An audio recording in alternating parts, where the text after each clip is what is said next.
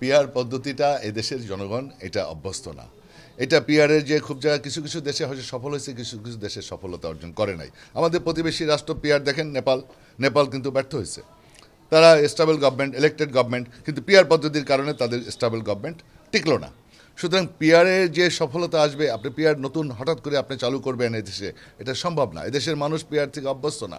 এখানে আপনার জনগণ, এদেশের জনগণ তারা চায় আমার এলাকার এমপি কে হবে, আমি তাকে চিনতে চাই, আমি তাকে দেখতে চাই, তার ব্যাকগ্রাউন্ড কী, তার প্রিভিয়াস ক্যারেক্টার কী, হ্যাঁ, তার ক্যারেক্টার কী, তার ব্যাকগ্রাউন্ড কী, তার কী কোয়ালিটি আছে, সেই কোয়ালিটির পরিমাপ করে দেশের জনগণ তাদেরকে তাদের এমপি তারা নির্বাচিত করে, তাদের নেতা তারা নির্বাচিত করে। সুতরাং তাদেরকে জানতে হবে, আপনি উপর থেকে আপনি পার্সেন্টেজের ভিত্তিতে আপনি পেলেন, পিআর পদ্ধতিতে আপনি আপনার পার্সেন্টেজ পেলেন, সার্টেন পার্সেন্টেজ, সেই পার্সেন্টেজের ভিত্তিতে আপনি ঢাকা বৈশা আপনার পার্টি এতগুলি আসন পাইলো, আপনি আস্তে করে আপনি ভোলাতে, চরপেশনে, আপনি লালমোহনে, বরহদ্দিনে, বিভিন্ন জেলায় উপজেলায় আপনি একটা এমপি পাঠিয়ে দিলেন।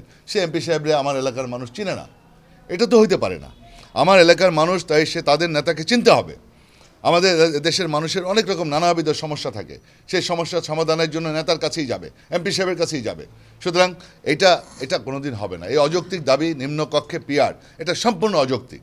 এই অযৌক্তিক দাবি নিয়ে শুধু শুধু ধূম্রজাল সৃষ্টি করার কোনো মানে হয় না, এবং আপনার নির্বাচন এটা আপনার পিছানোর দিকে এটা যাচ্ছে। এই নির্বাচন পিছাতে গেলে এই গভর্নমেন্ট ফেলিওর হবে। এই গভর্নমেন্টকে ফেলিওর করার জন্য মাফিয়া সরকার বেপরোয়া হয়ে আছে। সুতরাং এইটা মাথায় রাখতে হবে। আমরা যারা ফ্যাসিবাদ বিরোধী ছিলাম, আমরা যারা আন্দোলন করেছি, সকলেই আমরা নির্যাতিত। আমরা অবশ্যই তারা যার যার প্ল্যাটফর্ম থেকে দায়িত্বশীল ভূমিকা রাখতে হবে, দায়িত্বশীল বক্তব্য রাখতে হবে। কোনো যেন একে অপরের আক্রমণাত্মক আমরা ভঙ্গিমায় না যাই, আমরা যেন এই সমস্ত নির্বাচন বানচালের জন্য আন্দোলন সংগ্রামে না যাই। ঐক্যমত কমিশন আছে, সেখানে ঐক্যমত কমিশনে বসে আলোচনার মাধ্যমে ফ্যাসিবাদ বিরোধী আমরা যারা আছি, আলোচনার মাধ্যমে যেই পয়েন্টে আমরা একমত আছি সেটা নিয়ে আমাদেরকে নির্বাচনের দিকে এগিয়ে যেতে হবে। এটাই হবে একমাত্র পথ, এটি হবে লক্ষ্য। আমাদের সকলের এই লক্ষ্য হওয়া উচিত।